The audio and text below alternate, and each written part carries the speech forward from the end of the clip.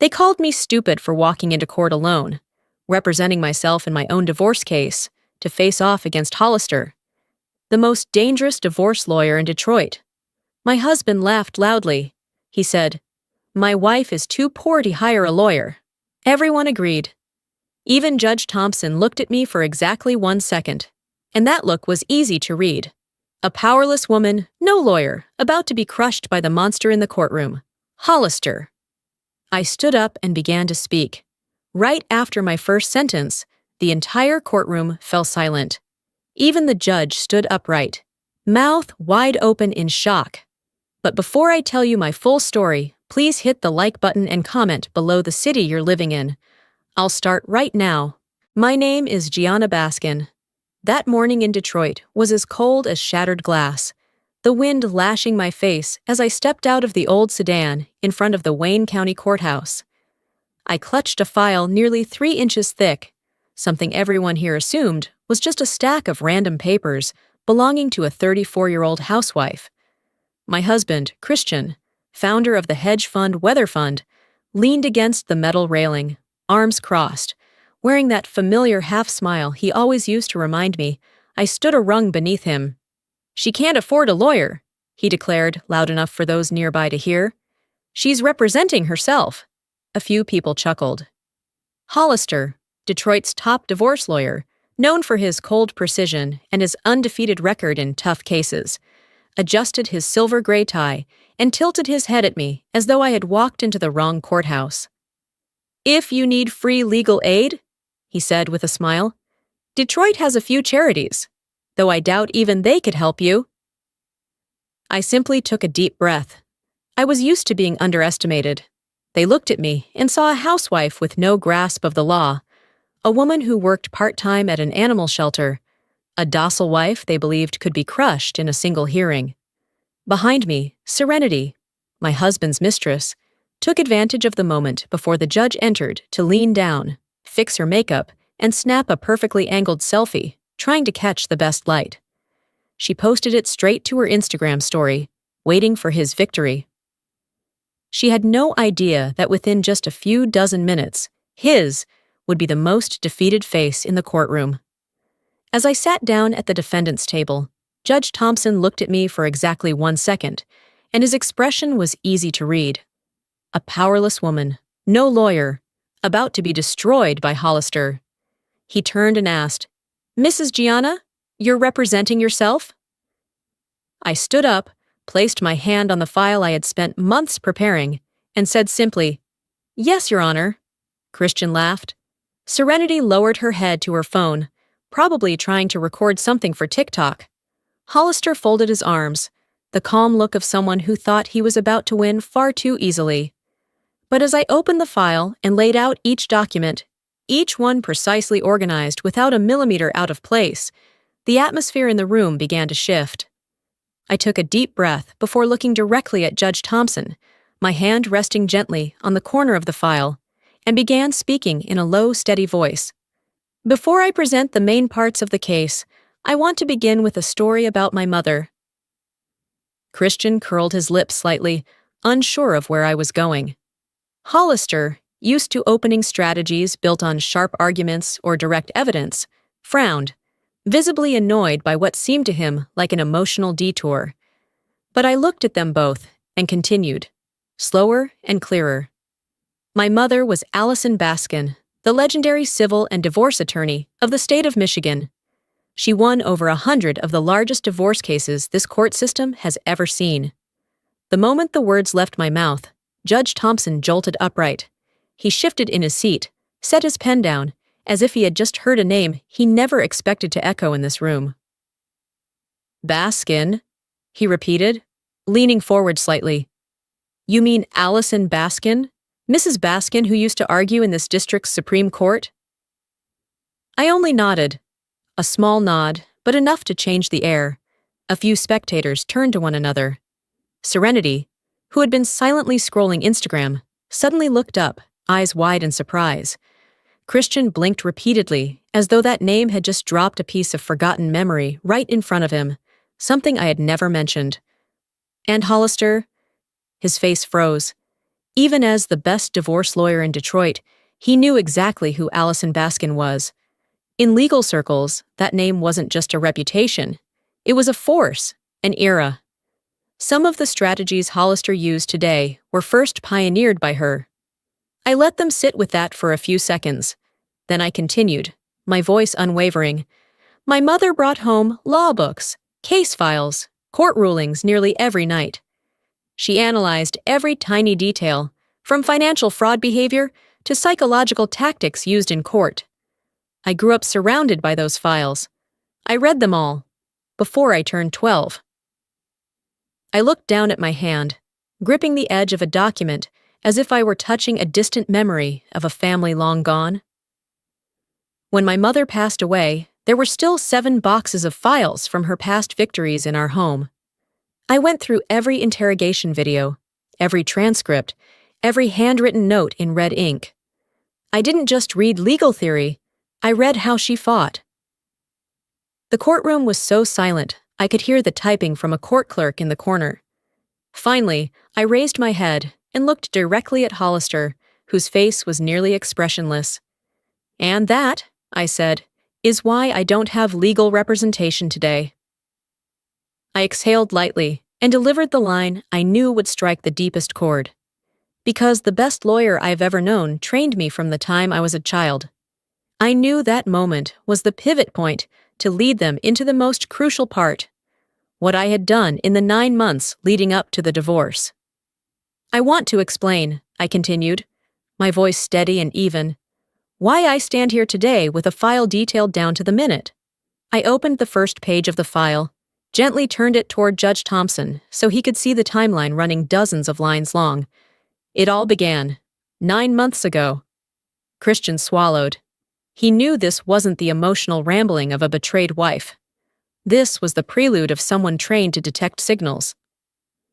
My husband started changing small habits, I said. Habits that, had my mother been alive, she would have known were the first signs of someone hiding something. I counted on my fingers, not rushing. First, the phone. I looked directly at Christian. He took his phone everywhere, into the kitchen, while checking the mail outside, even into the shower, when for 8 years he'd always left it on the living room table. A few people in the audience nodded, as if they'd lived something similar. Second, I said, were the urgent meetings that always happened right at dinner time. No names, no schedule, no warning, and never a reasonable explanation. Christian opened his mouth, ready to object, but Hollister placed a hand on his shoulder and subtly shook his head. He understood his opponent wasn't an emotional woman, she was an unlocked database.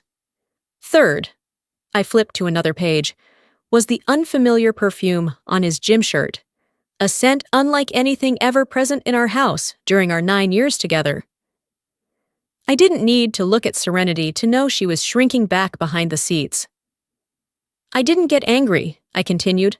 I didn't confront him or start a fight, because my mother once told me, when you don't yet know what you're up against, make no noise. I placed my hand on the file, my voice dropping. So, I started gathering data. I explained it like presenting a case study. I downloaded every bank statement. I extracted images from the garden camera. I checked the metadata on every photo on his phone, timestamp, GPS location, file size. I saved emails he forgot to close on his laptop. I scanned contracts, invoices, messages, even images of his car being located at places where he said he was working. I displayed a page from the file, a timeline so detailed it looked like the work of a professional investigator. Everything, tracked by day, hour, even minute, from last April until 3 days before I filed for divorce.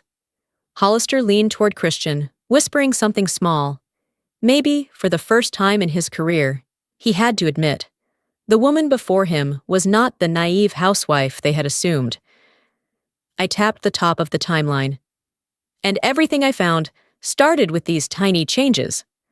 I tracked them for 9 months, without a single person in my house noticing. I looked straight at Christian. But today, it will all be revealed. And as I said it, I felt the entire courtroom, judge, clerk, and every observer leaned slightly toward me, as though preparing to descend into a deeper layer of a story no one expected a housewife could deliver at this level. I took a deep breath and turned the next page of the file, the page I knew would tear off half the mask Christian had worn for the past 9 months. "Your Honor," I said, voice calm to the point of cold, "I'd like to present the first piece of evidence related to my husband's infidelity." Christian straightened like he'd been shocked. Serenity held her breath. Hollister tilted his head, his eyes narrowing with a level of caution he hadn't shown until now. I laid a clearly printed sheet on the wooden stand, a screenshot of an email with full headers, timestamp, sender, and recipient IP addresses. "This is an email from Mr. Hollister's client," I said, "sent to Ms. Serenity Carter on September 17th at 11:42 p.m. I read out the first line clearly. "Don't worry about my wife. She's too naive." No one spoke. That moment, it felt like someone had dropped a stone into the center of the courtroom. Serenity's face froze immediately, but what drew more attention than her reaction was the sudden light from a phone screen peeking out of her purse. A notification lit up on Instagram. "Your story is being viewed by 127 people. Story posted 4 minutes ago." Judge Thompson noticed the light, frowned briefly, then turned back to the evidence I presented. Everyone in the room now understood one thing very clearly. This girl was unprepared for the battle that was actually unfolding. I went on, giving no one time to recover. "Your Honor, I'd like to present the GPS data of the Lexus RX my husband drives. This data comes from the vehicle's telematics system, complete with manufacturer authentication." I activated the courtroom screen. A map of Detroit appeared, with 34 red dots. "Mr. Hollister's client," I said, "was at Ms. Serenity's apartment 34 times over the span of 2 months. Precisely, 34 times. Not during work hours, not on business trips. Mostly between 9 p.m. and 2 a.m. Christian exhaled. A sound like someone had punched him in the chest. Hollister stepped forward, trying to regain control. "Your Honor, we object. These data sources are unclear. They can't—" Judge Thompson raised a hand, cutting him off. "Mr. Hollister, she submitted the chain of custody documentation at the beginning of the session. The GPS has timestamps, metadata, and manufacturer verification. There's no basis to dismiss it." Hollister stood still, lips tight, like a student docked points in front of the class. I looked at Christian. His face was glistening with sweat, eyes darting as if searching for an exit that didn't exist. "Your Honor," I said, my voice lowering, but turning razor sharp. "This is just the first part of what I've gathered. And all of it leads to one conclusion. My husband has been lying for the past 9 months." Christian was beginning to truly gasp for breath, and in that moment, I knew it was time to move to the heaviest blow, the one that wouldn't just shatter the moral image he clung to, but might very well draw the attention of criminal justice. "However," I said, voice calm and measured, "infidelity is just the surface. The most important part of this divorce lies with Weatherfund." Hollister's expression shifted instantly. He had just lost a small round, but now he sensed a larger one approaching, a round he wasn't sure his client could survive. I turned to the financial section of the file, marked by a red tab. "I'd like to present an analysis of Weatherfund's financial reports from the past 2 years." I held up a sheet printed with a bold line Christian once proudly showed me when we were still happy. "Cumulative profit, 2,500%. The courtroom instantly buzzed with murmurs, a figure far too absurd for a small-scale private fund based in Detroit. "Let me emphasize," I continued, 2,500% is not annual growth. It's not quarterly. It's the figure the company claims since inception to January this year." I placed beside it another sheet, one I had analyzed myself. "This," I said, "is the actual profit I calculated from internal ledgers and transaction data. 2%. 2%. Even lower than most savings accounts today." Christian raised a trembling hand to his face, but it barely brushed the air. So where did the 2,500% come from? Judge Thompson asked, his voice still calm, but now tinged with real concern. I opened my laptop, projecting a diagram I had drawn over 3 sleepless nights. A circular chart with red arrows looping from investor new to investor old. Your Honor, I said, Weather Fund is operating a Ponzi scheme. They use funds from new investors to pay out fake profits to older ones and cover it up using fabricated audit reports. Hollister rushed to Christian's table, leaning down as if trying to silence a bomb before it detonated. I pressed on, letting nothing interrupt the rhythm. In 2024, Christian and his associates raised $39 million from over 100 individuals. Nearly half were elderly, including people who emptied their retirement accounts believing in a promise of wealth. A woman in the gallery raised her hand to her mouth, whispering, "Oh my God!" The air in the courtroom thickened, as if every molecule had stopped moving. I turned my laptop screen toward the judge. I cross-referenced actual balances, outgoing transactions, and what Weather Fund claimed as investments. The discrepancies are enormous and unexplainable by any legitimate operation. I paused, exactly 1 beat, then delivered the line that could break Serenity. And this is where the Mistress comes in. Serenity instantly looked up. I pointed to an expense line. Fund money was used for trips to Hawaii, Dubai, Las Vegas, and multiple hotel charges where Mr. Hollister's client met privately with Ms. Serenity Carter. Serenity went pale. Her mouth let out a whisper before she could stop it. You said it was your money. That line, soft, trembling, rang through the courtroom like an unintended confession. Christian whipped his head toward her, panic flashing in his eyes. The entire room stirred with noise, while Judge Thompson sat upright, his gaze shifting from suspicion to assessment, then into true legal alertness. I closed the laptop gently. Your Honor, I said, infidelity didn't destroy this marriage, but financial fraud has destroyed hundreds of other lives. I didn't let anyone react. I opened another section of the file marked with an orange tab, the color my mother used to flag materials with potential criminal implications. Your Honor, I said, I'd like to present further evidence of illegal personal expenditures made from the Weather Fund account. I placed on the table a series of printed invoices from 5-star hotels. Waldorf Astoria Dubai, Four Seasons Oahu, Ritz-Carlton Maui. All of these charges, I said, were paid using investor money. Christian shut his eyes tightly. Serenity lowered her head, like she wanted to disappear into the wooden floor. I went on. And here is footage from the Honolulu airport, with verified timestamp. I enlarged the image on screen. Christian pulling a suitcase alongside Serenity, walking out of the international gate, his arm wrapped around her waist, with the date and time clearly displayed. Hollister shot up. Your Honor, But I cut in, gently but sharply. Mr. Hollister, what's next is more important. Please allow me to continue. I opened the second file, dark red tab. This, I said, is a message exchange between Christian and Dr. J.T. Morgan, a physician he knows personally. I projected the messages on screen. Simple lines, but enough to shake anyone. Christian, she's asking to withdraw $220,000. I need you to write me a diagnosis. Something that would put her under transaction restrictions. Dr. Morgan, how much? Christian, $10,000. I'll transfer as soon as you send the paper. No one breathed. No one moved. No one picked up a pen, because every pen had already fallen from hand. Serenity covered her mouth, gasping. A man in the back shook his head and whispered, God, this isn't even about divorce anymore. I turned to the judge, voice low.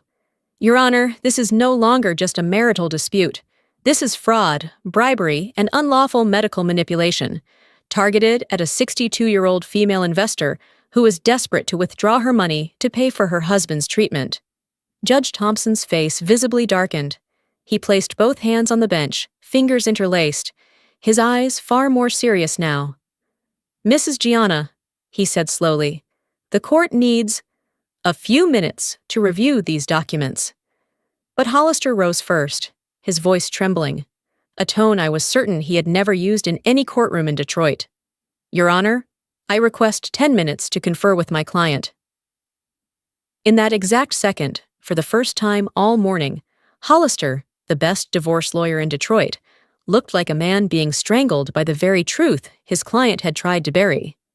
Judge Thompson nodded, tapping the gavel lightly. Court is in recess. Christian buried his head in his hands as the judge called for a recess, but I didn't get up right away. I knew the next part wasn't meant to destroy anyone. It was to explain why I, a woman once seen as fragile, was able to stand this strong. Judge Thompson continued scanning a few pages, even though the hearing was paused. When he finally looked up, his gaze was filled with questions, not about the evidence anymore, but about the person presenting it. I placed my hand on the file, drew a deep breath, then spoke softly but clearly enough for everyone to hear. Your Honor, I'd like to explain why I've been able to face all of this alone. Hollister, leaning over to whisper to Christian, instinctively paused. Serenity looked up, her eyes still wide with shock. I turned a page, not financial records, not emails, not GPS logs, but an old photograph, its corners slightly curled with time. After my parents died in an accident, I began slowly, I went to live with my grandmother. I was only 14. A few people in the gallery sighed quietly. I continued, my voice softer now, but no less steady. My grandmother didn't have much money, but she had something I've never seen in any other adult, complete calm in the face of crisis. She used to tell me, whenever I cried, missing my mother, Jana, you have to stand on your own. No one's coming to save you, but you can save yourself. I paused, as if seeing the old kitchen in Grand Rapids, where she used to slice apples for me every evening. From her, I learned how to breathe when fear makes you want to run. I learned how to stay still when the world tries to knock you over. I learned that real strength isn't shouting louder. It's knowing when to stay quiet, to observe, to prepare. I looked toward Christian. He didn't dare meet my eyes. I'm not here for revenge, I said, my voice firmer, deeper.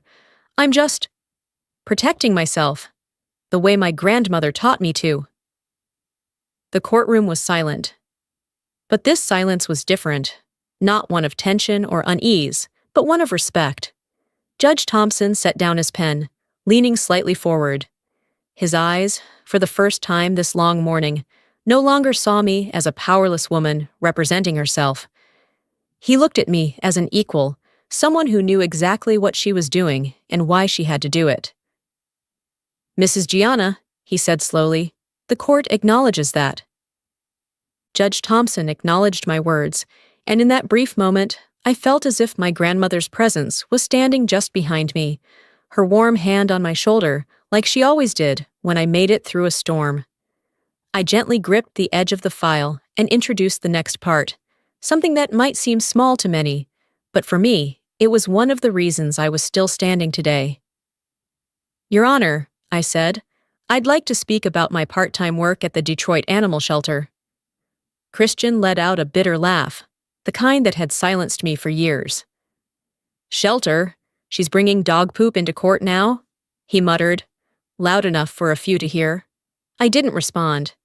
Instead, I took out a small light blue USB, the color the shelter used for internal files. I used to believe that loyalty was the one thing you couldn't buy, I said, but it turns out I lived with a man who didn't understand its value. I plugged in the USB and played a short video, barely 10 seconds long, filmed by a volunteer during a fundraising event for animal rescue that Christian had reluctantly attended 2 years ago. The screen lit up. Christian's voice rang out, sharp and unapologetic. I hate dogs! What if fur gets on my $5,000 suit? The entire courtroom let out a collective, "Oh," followed by a few scattered laughs, not because it was funny, but because his pettiness was so absurdly clear. Serenity covered her face with her sleeve, like she wanted to vanish. Hollister sat upright, for the first time all morning, looking like he regretted ever taking this case. I paused the video right as Christian shook his sleeve like it had been insulted by dust. "I've watched this clip dozens of times," I said, my voice low, "and each time, I asked myself, why am I with someone who disrespects the things I love most?" I looked directly at Christian, for the first time, unafraid of his gaze. "At the shelter," I continued, "the abandoned animals still licked my hand even when I had nothing to offer. I wasn't rich, I wasn't remarkable, I had nothing but open arms and a little kindness. I learned from them that loyalty is something you give, not something you demand." In the gallery, an older woman gently nodded, gripping her purse tightly. Perhaps she too had once been dismissed for her softness. I smiled faintly, for the first time during the trial. "And now," I said, closing the USB, "I can have dogs if I want to. I no longer have to ask anyone whether a living creature deserves to exist in my home." A quiet warmth passed through the courtroom, a rare moment of peace in a morning otherwise burdened with weight. Hollister was still eyeing me thoughtfully after I finished my story about the shelter, but I knew that tender moment wouldn't last. A courtroom isn't a place for sharing kindness. It's where the truth must be exposed to its bitter end. I returned to my table and opened the next section of the file. Christian looked at me as if to say, "Stop," but we had gone too far to turn back. "Your Honor," I said, voice calm again, but sharp as a blade, "I request to proceed with cross-examination." The air in the courtroom instantly tightened. I turned, locking eyes with Christian, the man I once believed to be my pillar. "Christian," I began, "can you explain the Q2 profit report from last year?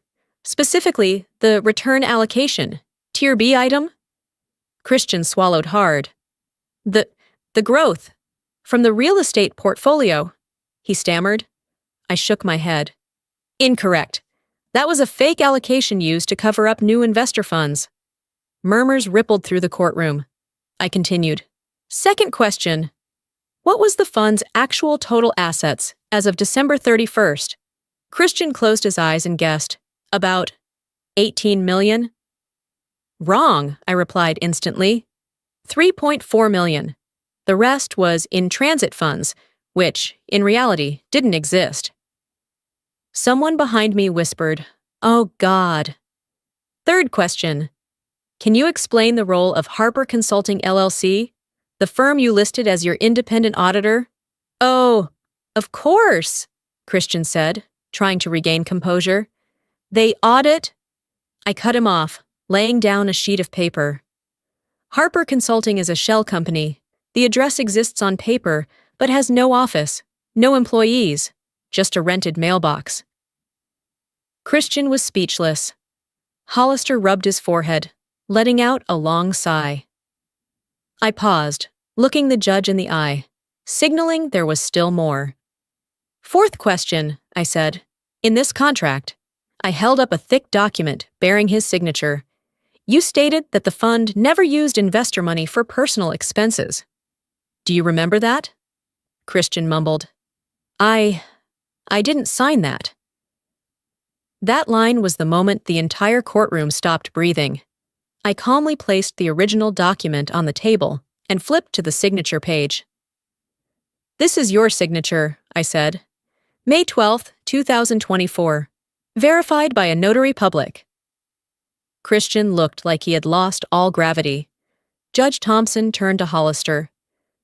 "Mr. Hollister, do you object to this line of questioning?" Hollister opened his mouth, but no words came out. Eventually, he just shook his head. The judge turned back to me. "Very well. Proceed." That sentence rang out like a second gavel strike, but this time, it opened a path for me, a housewife, to face my husband and Detroit's best divorce lawyer head-on. I looked at Christian. A single bead of sweat rolled down the bridge of his nose. Slow, long, heavy like the comma at the end of a story he no longer controlled. And I remained standing, steady, carrying the rhythm of someone who knew they were about to place the final exclamation mark on a long chapter of deception. "Your Honor," I said, I would now like to present the most critical document, the forensic flow map of Weather Fund. I opened the last folder, marked with a black tab, the color my mother always used for the finishing blow. The large courtroom screen lit up. Not words, not spreadsheets, but a complex forensic diagram, green, red, and yellow arrows connecting like the circulatory system of a vast organism. I pointed to the first node. This is the investor account. I pointed to the second, where a red arrow twisted through the chart. This is the Weather Fund intermediary account. Then I placed my finger on a red dot off to the side, in the far right corner of the map. Circled in red, something I had added at 2 a.m. the night before I filed for divorce. And this, I emphasized, is Christian Miller's personal account. The money goes straight here. A sound spread across the courtroom, a rustle like wind through trees. Christian jumped to his feet, snarling, "She's just a housewife! She doesn't know how to read forensic documents! I looked at him calmly, not with anger, but the composure of someone who understands that truth speaks louder than shouting. "I do know how to read," I said, each word dropping like a stone into still water. Because a housewife who can read forensic flow maps is no longer just a housewife. Behind me, someone let out a long, low, "Oh!" echoing and spreading like dominoes through the courtroom. Not a sound of mockery, but of recognition, of shock, of a moment when everyone realized who in this room truly knew what they were doing. Judge Thompson set down his pen, wrote a few lines, then read aloud. Court record. Based on the evidence presented, the likelihood of financial fraud is high. This court refers the case to the Attorney General's office and the SEC for formal investigation. A new silence settled over the courtroom. The silence of the law entering the room. Christian collapsed into his chair, face ashen, as though all the blood had drained from his body. Hollister, for the first time in his legendary career, sat frozen like a statue, out of words and out of options. As for me, standing in the center of the courtroom, I felt as if my feet were finally touching the ground after months of floating in fear.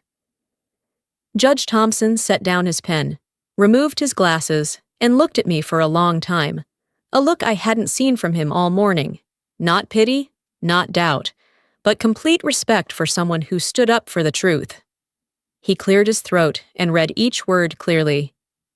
Based on the evidence presented in this morning's proceedings, the court finds that Christian Miller used marital assets for illegal and personal purposes. This constitutes marital waste. Christian looked up, eyes glassy, unable to believe those 3 words could demolish all the leverage he thought he had. Therefore, the judge continued, the court orders the following division of assets. Mrs. Gianna Miller shall receive 70% of all jointly owned marital assets. Someone in the gallery let out a quiet exhale. A near whispered, "She deserves it," quickly silenced out of courtroom decorum. I gave a small nod. Not in celebration, but in recognition that justice was finally realigning to the right side.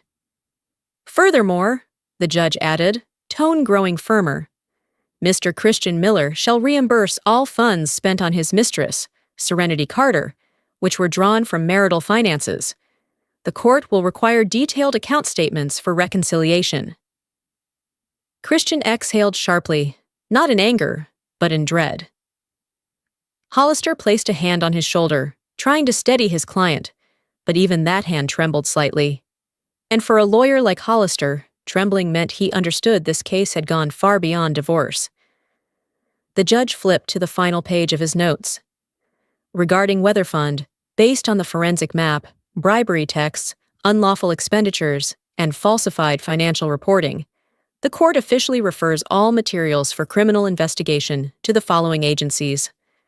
He spoke each name like a hammer striking the spine of Christian. SEC, Securities and Exchange Commission. AG, Attorney General's Office, Fraud Investigation Unit of the State of Michigan. With each name, Christian's body slumped further. By the third, he gripped the edge of the table to keep himself from collapsing forward.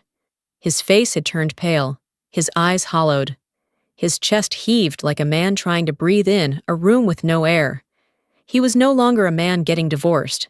He was a man realizing he stood at the edge of criminal prosecution. The judge closed his file. This session is temporarily adjourned. The court will reconvene next week. The sound of the gavel hitting the bench echoed like the lid closing on the coffin of Christian's former life. I walked out of the courtroom without looking back, and I didn't need to. Because the moment that heavy wooden door shut behind me, I knew a chapter had closed. A chapter filled with wounds and betrayal. But the most painful part of any chapter is never when it ends. It's when you have to begin a new one completely alone. The Detroit afternoon was windswept and cold. I returned to the 3-bedroom house that once was our home. But the moment I opened the door, I realized it was no longer a home. It was just a space that held the objects I had tried to preserve in a desperate attempt to hold on to a marriage that had long since died.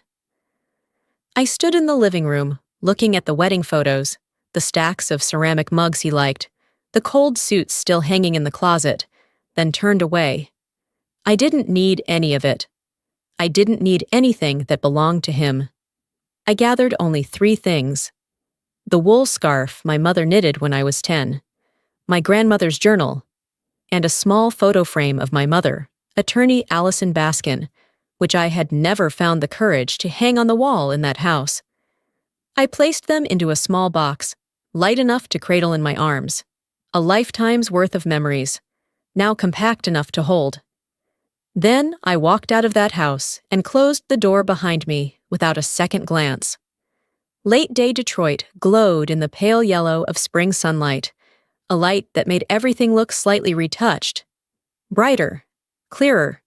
I rented a small apartment near Eastern Market, just 500 square feet, with windows that looked out over the flower stalls and the colorful graffiti walls. The place was so small, I could touch all 3 walls with just a few steps. And yet, strangely, I could breathe easier than in any spacious house I had ever lived in. It wasn't perfect, but it was mine. For the first time in years, every decision in my life didn't require anyone's permission.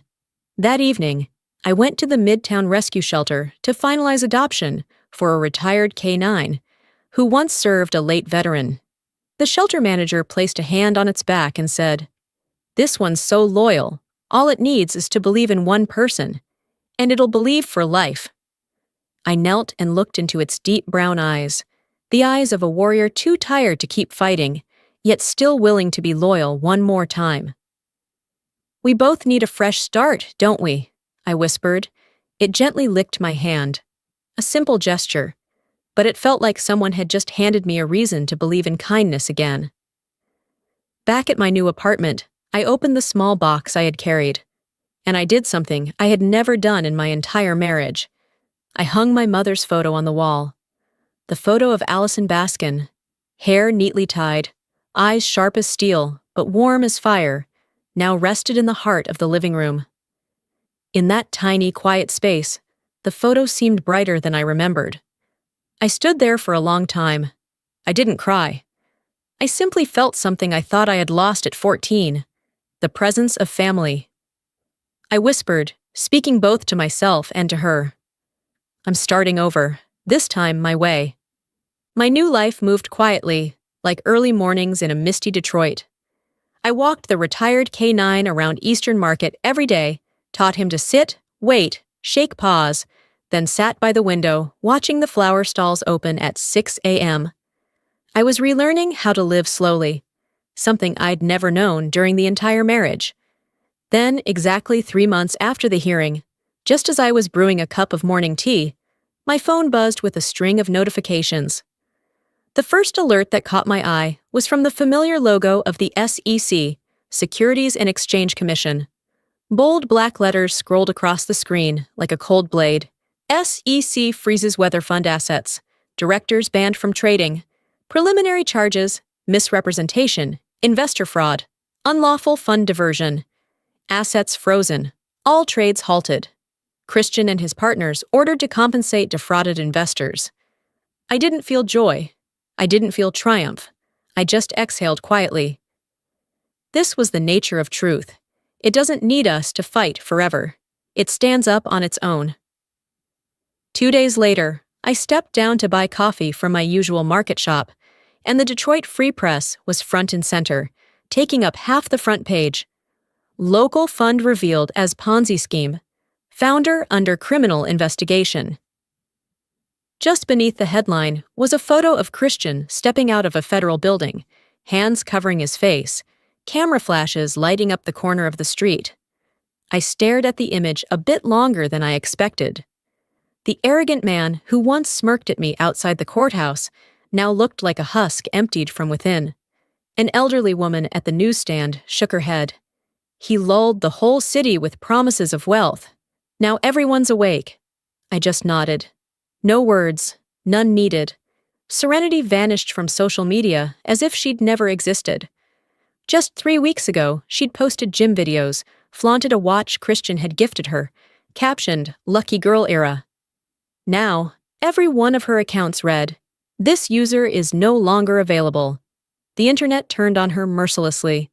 Some even photoshopped her face onto Ponzi princess posters. She shut everything down, disappeared from Detroit like she'd been swept away by wind. As for Christian, I heard he'd been summoned multiple times to the Attorney General's office. A source, a court clerk I knew, whispered he couldn't stay standing when he heard the words potential felony charges. Weather Fund didn't just collapse, it disintegrated.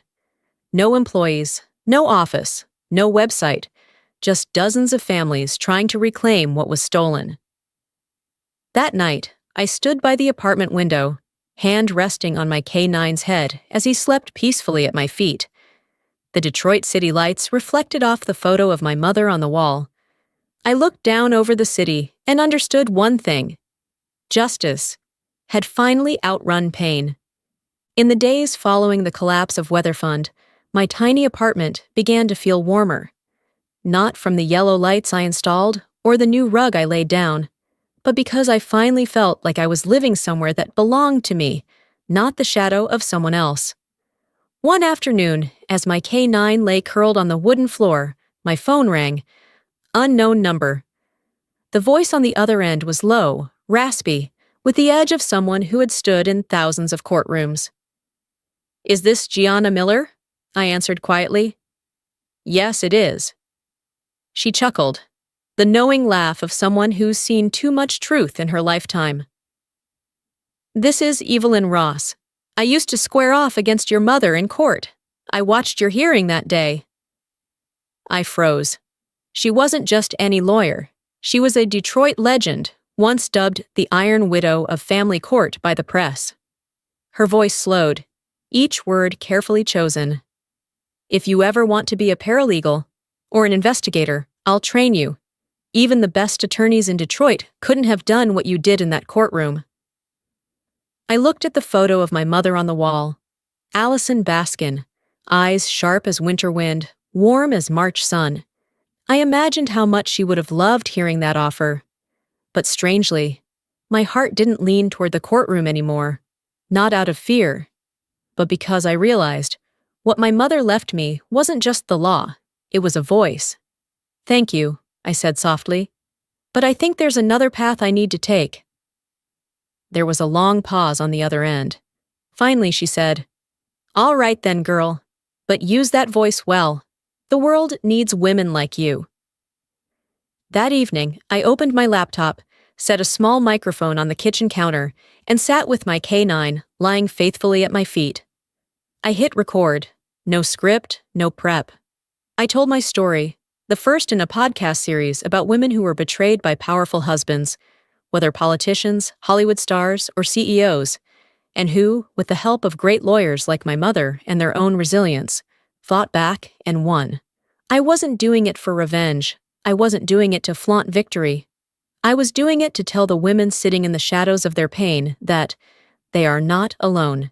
2 days later, I posted the video to YouTube. It started as a small experiment. But by the weekend, I opened the dashboard and saw a number that stunned even me. 2 million views and 100,000 subscribers. Women from all over the English-speaking world. Strong women who hate betrayal. If you are one of them, I said at the end of the video, please like and subscribe, so I know you're out there too. 2 million people listen to my voice speak of truth, justice, and the courage I once thought I lacked. In the video description, I wrote just one line. For Mom, Allison Baskin. That night, I sat in my small apartment, lit only by the glow against the wall and my mother's softly golden photo. I whispered, I've used what you gave me to lift up the ones you once fought for. And for the first time since the accident when I was 14, I felt my mother right here, in this tiny room, in every breath I spoke, and in every woman who rose after hearing my story. The K9 lay at my feet, his head resting on my leg like a quiet promise. I'm here. I'm not leaving. I ran my hand down his back, feeling the slow, steady rhythm of his breath, a piece I hadn't touched in years. On the coffee table sat the final file, the one that had followed me from the kitchen to the living room, from the bedroom to the courthouse, from fear to truth. I placed both hands on the cover, took a deep breath, and closed it. This time, not to pause, but to end it completely. The file gave a soft click, quiet, but loud enough to mark that I no longer needed it to go on. I stood, took out my laptop, and opened a new file. The first words I typed, slow and certain. How I won my own divorce. Not a book for revenge, not a book to brag, but a book for every woman who's ever been underestimated, to know they can stand tall on their own, just as I had. I leaned back, looking at the photo of my mother, Allison Baskin, hanging on the wall. The Detroit lights reflected in the glass, making her eyes glow brighter, as if she were smiling at me. I whispered gently, slowly, Mom, I've lived your legacy. The breeze from the window stirred the photo frame softly. I closed my eyes, and in that moment, I felt as if her hand was resting on my shoulder. Not a memory, but a presence. I opened my eyes, gazed at the skyline stretching beyond, the tall buildings standing like sentinels guarding new beginnings. A natural smile came to my lips. Because at last, I understood. This wasn't the end. This was only the first chapter of the life I chose for myself. If this journey made you stronger, or helped you believe that any woman can rise after heartbreak, then please hit like. If you want to support me as I keep telling stories about truth, justice, and women rising from their own pain, subscribe to the channel and turn on notifications, because the next story will speak straight to the hearts of many women out there. It's about a wife who discovers her husband is cheating, not with a stranger, but with her very best friend.